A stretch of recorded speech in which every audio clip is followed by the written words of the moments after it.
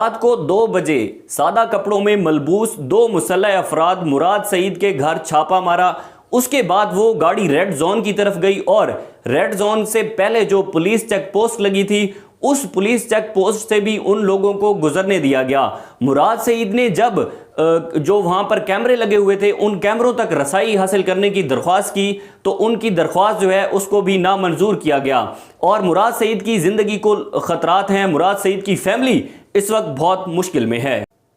इस वीडियो के अंदर हमने बात करनी है कि किस तरह से सहाफ़ी अरशद शरीफ के बाद नामालूम अफराद की जानिब से मुराद सईद के घर रात को 2 बजे छापा मारा गया है और इसके साथ साथ मुराद सईद की ज़िंदगी को जो है वो मज़ीद ख़तरात लाहिक हैं, जिसके बायस मुराद सईद ने सदर को एक ख़त लिखा है और उस ख़त की तफसीलात जो है वो सामने आई है। बेसिकली ये ख़त इसलिए लिखा गया है कि मुराद सईद के घर छापा मारा गया है। मुराद सईद का जो घर है और मुराद सईद की जितनी भी मूवमेंट होती है उस मूवमेंट पर नज़र रखी जाती है और मुराद सईद का जो है वो पीछा किया जाता है। मुराद सईद कहते हैं कि मेरी ज़िंदगी को ख़तरा है, मैंने जान अल्लाह को देनी है, लेकिन मैं कुछ नामालूम अफराद रात को मेरी घर की जो है वो मेरी अदम मौजूदगी में मेरे घर में जो है वो आए। मेरे घर पर रात के 2 बजे उन्होंने छापा मारा और मेरी ज़िंदगी को जो है वो मज़ीद ख़तरात लायक हैं। अरशद शरीफ साहब की शहादत के बाद ये सिलसिला जो है वो मुराद सईद कहते हैं कि मेरे साथ पेश आ रहा है। इससे पहले मुराद सईद एक प्रेस कॉन्फ्रेंस भी कर चुके हैं और उस प्रेस कॉन्फ्रेंस के अंदर उन्होंने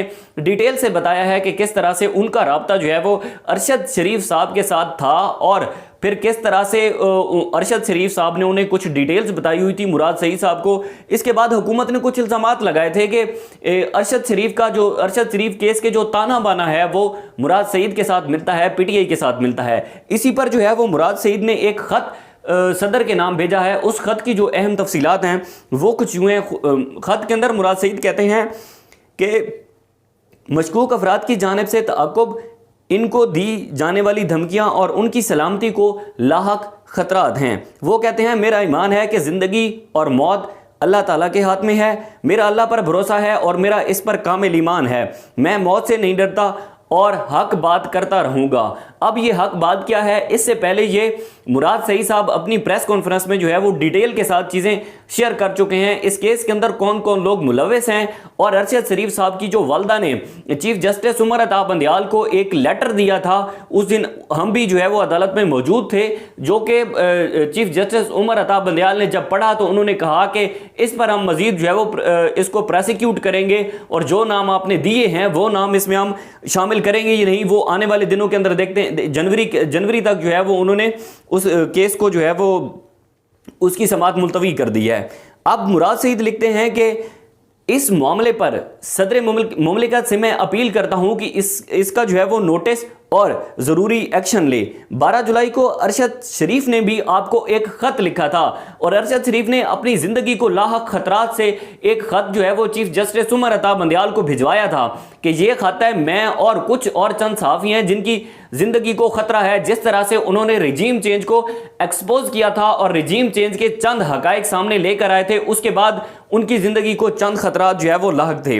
इसके बाद मुराद सईद कहते हैं कि 12 जुलाई पर जो है वो किसी ने नोटिस नहीं लिया, अरशद शरीफ के खदशात को संजीदगी से नहीं लिया गया था। नतीजतन पाकिस्तान एक वफादार और मुहिब वतन शहरी और एक काबिल तरीन तहकीकाती सहाफ़ी से महरूम हुआ है।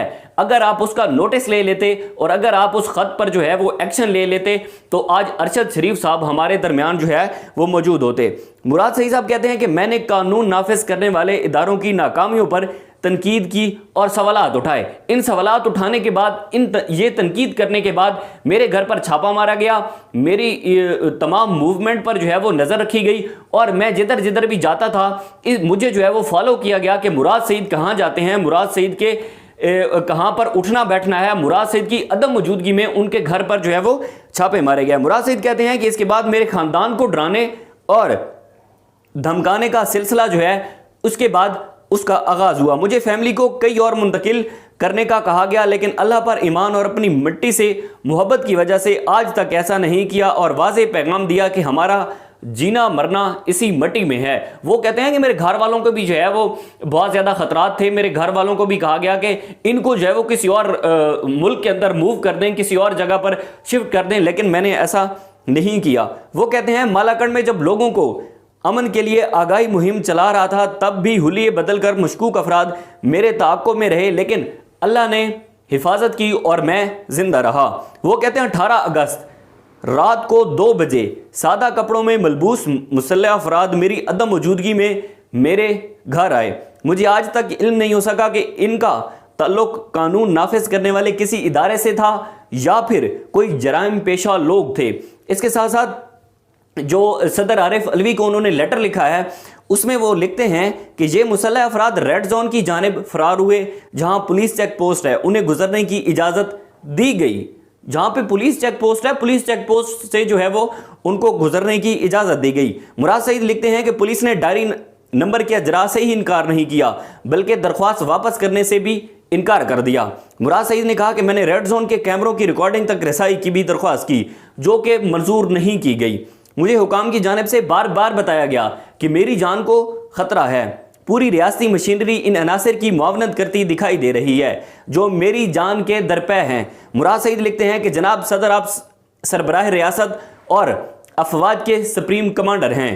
امید کرتا ہوں ریاستی اداروں اور محکموں کی جانب سے ارشد شریف کے خط کے حوالے سے برتی گئی غفلت کو نہیں دہرایا جائے گا، اور میں نے جو خط صدر عارف علوی کو لکھا ہے اس پر ایکشن ہوگا۔ جس ملک میں سابق وزیر اعظم اور مقبول ترین لیڈر عمران خان پر قاتلانہ حملے کی FIR تک درج نہ ہو سکی، وہاں انصاف کی امید مشکل، لیکن درپیش خطرات پر ریکارڈ پر لانا بہت ضروری ہوتا ہے۔ انہوں نے لکھا کہ مجھے اتنا بتایا جائے کہ یہ کون لوگ ہیں، اگر یہ جرائم پیشہ ور لوگ ہیں، اگر ایسا ہے تو ریاستی مشینری کی پشت پناہی انہیں کیوں اور کیسے حاصل ہے۔ وہ لکھتے ہیں انشاءاللہ اس عزم سے اپنے علاقے کے امن کے قیام، ملکی خود مختاری اور عوام کی ترجمانی کا سلسلہ جاری رکھوں گا۔ ارشد شریف کی شہادت کے بعد مراد سعید کی جان کو خطرہ ہے۔ ارشد شریف کی شہادت کے بعد مراد سعید نے کچھ لوگوں کے نام لیے تھے، اور مراد سعید نے بتایا تھا کہ کون کون لوگ جو ہیں وہ ارشد شریف کی جان کے درپے تھے، اور انہوں نے جو ہے وہ ارشد شریف کو، جن لوگوں نے پاکستان کے اندر ارشد شریف پر FIRs کروائیں، وہ لوگ کہاں ہیں، وہ لوگ کون ہیں، اس پر جو ہے وہ مراد سعید نے کچھ سوالات اٹھائے تھے۔ ان سوالات کے بعد مراد سعید کی فیملی کو اور مراد سعید کی جان کو جو ہے وہ خطرہ ہے، جس پر انہوں نے صدر عارف علوی کے نام ایک لیٹر لکھا ہے۔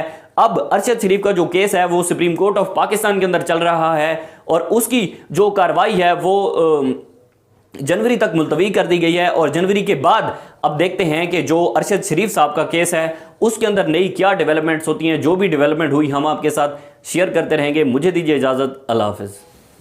رات کو 2 بجے سادہ کپڑوں میں ملبوس 2 مسلح افراد مراد سعید کے گھر چھاپا مارا۔ اس کے بعد وہ گاڑی ریڈ زون کی طرف گئی، اور ریڈ زون سے پہلے جو پولیس چیک پوسٹ لگی تھی اس پولیس چیک پوسٹ سے بھی ان لوگوں کو گزرنے دیا گیا۔ مراد سعید نے جب جو وہاں پر کیمرے لگے ہوئے تھے ان کیمروں تک رسائی حاصل کرنے کی درخواست کی، تو ان کی درخواست جو ہے اس کو بھی نامنظور کیا گیا، اور مراد سعید کی زندگی کو خطرات ہیں۔ مراد سعید کی فیملی اس وقت بہت مشکل میں ہے۔